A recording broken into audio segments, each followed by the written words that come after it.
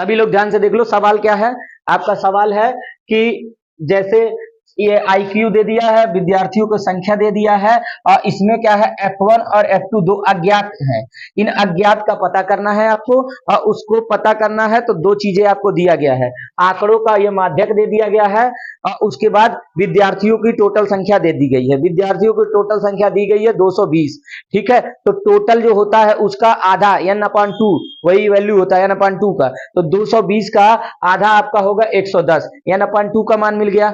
अब उसके बाद आपको संचयी बारंबारता निकालना होता है, तो संचयी बारंबारता निकालते हैं तो 15 15 हो गया पहले जगह। अब उसके बाद इसमें दूसरे वाले को जोड़ेंगे, दूसरे जगह पे लिखेंगे, इस तीसरे में इसको जोड़ेंगे, तीसरे जगह पे लिखेंगे, इस तीसरे में इस चौथे को जोड़ेंगे, यहां पे लिखेंगे। इसी प्रकार से ये हो जाएगा। संचयी बारंबारता का जो ये लास्ट वाला होता है इन टोटल के योग के बराबर होता है, और टोटल का योग आपको दिया गया है 220, ठीक है, यानी इतने के बराबर हो गया 220।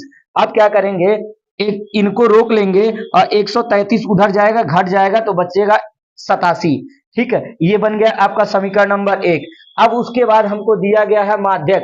माध्यक आपका है, माध्यक का फार्मूला होता है इतना बराबर ये आपका माध्यक। यहाँ पे आप क्या करेंगे, L1 का मान चाहिए, CF चाहिए, F1 चाहिए, ठीक है भाई, सब मान रखना है। तब आप उसके बाद कहाँ आएंगे, आप आइएगा यहां देखिएगा कि ये किसमें F1 प्लस F2 का मान रखने पर काम बन रहा है, ठीक है।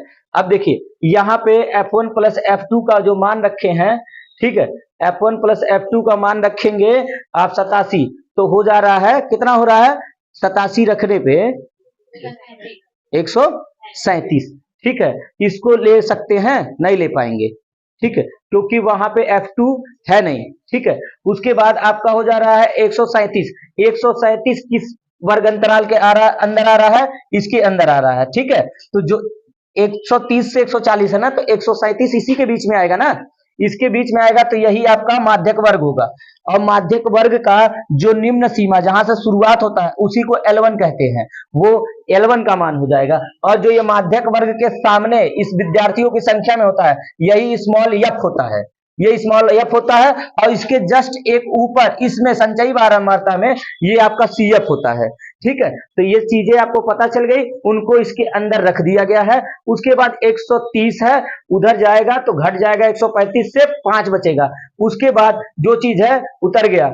अब यहाँ पे ये 10 गुणे में है, इधर जाएगा कट जाएगा, तो 1/2 हो गया, और यहाँ 110 में से 50 गया, 60 बचा, माइनस F1 बटे में F2। देखिए भाई F1 की वैल्यू क्या है, यहाँ F1 ये था तो F1 की वैल्यू F2 है, तो इसीलिए यहाँ F1 की जगह F2 रखा गया है, ठीक। उसके बाद अब ये तिर्यक गुणा होगा, तिर्यक गुणा होगा 120 होगा, इसमें होगा 2F1 होगा, इधर गुणा होगा F2 होगा।